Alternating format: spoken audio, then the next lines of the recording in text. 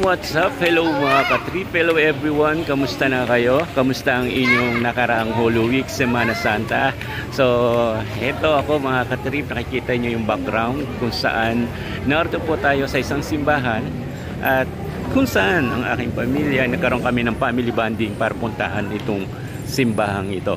Pero bago po yan, bago ko i-share kung anong mga ginawa namin nitong nakaraang Holy Week, especially nitong Easter Sunday, kung bago ka pa lang sa channel ko, so please, pag-subscribe ka na, i-click mo yung bell na yan para ma-notify ka ni YouTube sa mga latest video vlog na pinopost ko. And shout out sa aking family, sa aking mamahal sa buhay, and of course, sa ating mga followers na patuloy na tumatangkilik sa aking vlog.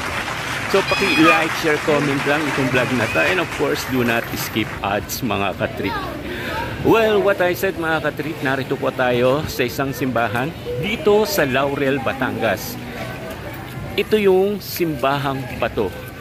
Makasaysayan at mahiwaga itong simbahan na ito, at nasa baba lang po yung description niyan about dito sa Stone Church. So, isa sa mga pamilya namin, kaming family namin ay nagpunta rito para pasyalan at manalangin, at i-share ko sa inyo ang kabuuan ng aming paglalakwartsa ng pamilya namin. Of course, hindi lang tayo sumimba, nanalangin at mamasyal din tayo sa tabing dagat para mag-enjoy. Sa init ng araw, kailangang maligo. So yun mga ka-trip, hindi na ako magtatagal pa. I-share ko sa inyo ang church na to. Ano bang mayroon dito? Well, isa rin kayo. Kung gusto nyo pumunta rito, pasyalin nyo ang simbahang ito. At kung mayroon kayong dinadalangin, hinihiling, I'm sure matutupad yan kapag pumunta po kayo rito. So, let's get on. Pero bago po yan, intro muna tayo mga ka-trip.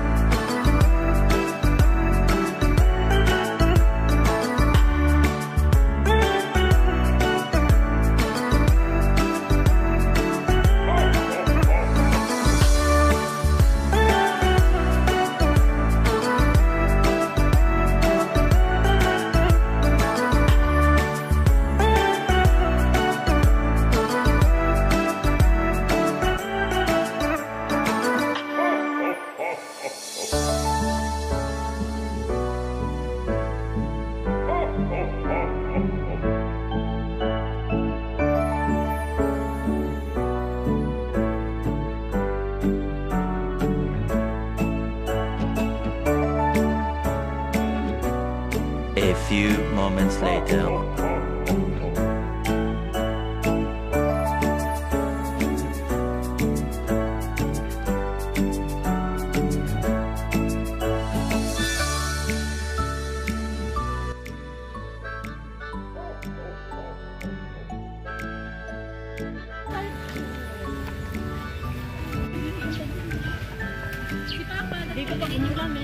ka na dito. Oo, buti nga lang.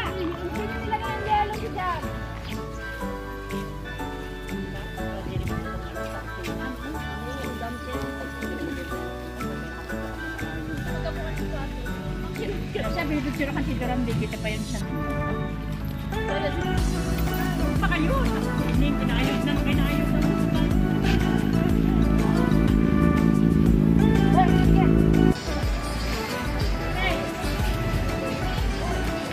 Ang nanay ko pagod na.